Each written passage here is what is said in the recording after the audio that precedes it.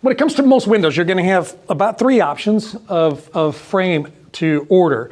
So typically when you're replacing a window in a home and you already have a window there, you're going to get what's called a block frame. If you notice, this is just like a block, right? And so it would sit right inside between your brick, for example, or between your stucco, or between your siding, or whatever the case is, and it's going to go in like that. Then the other option you have is if you're doing, say, a new construction project, it's going to be almost identical to this window. See how they're almost identical? But this still has the nailing fin on it. So this, in new construction environment, this is going to go up against your studs, your 2x4, when they're building your house. And it's going to have caulking around the back of it. It's going to have nails coming through here, or screws, and then it's going to have a flashing tape over it. So this is nailing fin application. Once we're doing a remodel or retrofit application, this would be in the way. This can't work anymore, right? It's in the way of us being able to put the new window in. We're not going to take the brick off to put a new window in.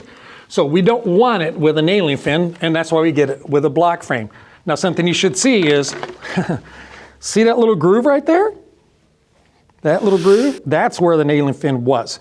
When manufacturers make these extruders that extrude this material, they make it with everything on it. So this window, actually, when it was made at the factory, came with one of those on it. But before they shipped it to us, they ran it through a special machine that actually cuts that off of there for us, so we don't have to do it in the field. Hey, you're looking for a great window company near you?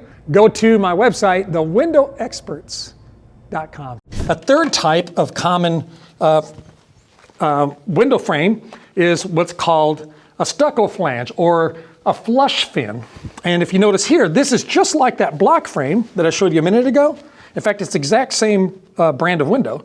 It's the same thing, but if you notice, this has got this really wide flange sticking off the edge of it. What's that for? Well, I want you to notice how it's got some different grooves in there. See those grooves? So we can actually score that in the field, and we can cut that off to make it not so wide if we want to. But the purpose for something like this would be that, let's say that you had stucco, and you were concerned about when you pull the window out, some of that stucco around the edge of the window is going to get damaged.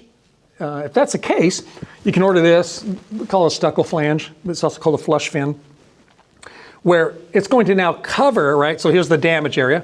When we put the window over it, it'll cover that area that might have slightly got damaged. Makes for an easier, quicker install because you don't have to be as careful. We don't like doing that. We like being very careful and getting it out without this big flange on it. But it also, if you know you're gonna have a problem, sometimes this is the best way to go. I like just being careful and using the standard block frame. Why? Well, because look how much glass space you're gonna lose by the time you add this big, you add this big extra wide part onto it. Now from the outside of the house, this looks like a really thick, chunky window, where this looks a lot cleaner and a much better profile. So those are the 3 common types of frames that you can get. Now, you should know that windows, if you're talking to somebody and you're like a DIY guy and you're working on a window, that windows are measured in width first by height. So like this particular window is 29.5 by 55.5. Okay, so this would be my width and then my height. And most of the time when you're replacing windows, you're going to be using what's called net frame sizes. So when I say I want a 35.5-inch window, I really mean that frame needs to measure from one end to the other 35.5 inches. If I'm doing new construction, I might call that a 36-inch window, meaning I'm talking about my rough opening, the opening of my wall, which is 36 inches, which is why they would make this 35.5. So most window companies, when you order rough opening sizes, they're going to take off a 1/2 inch on the width, 1/2 inch on the height, because that's the size of your opening, and the window needs to be a little smaller so you can adjust it and get it in there. So that's rough opening versus net frame size, and it's always width by height, okay? Don't call me and say I need a 72 by 36 window, because I'm thinking it's this wide and it's that tall, and you're thinking it's this wide and that tall.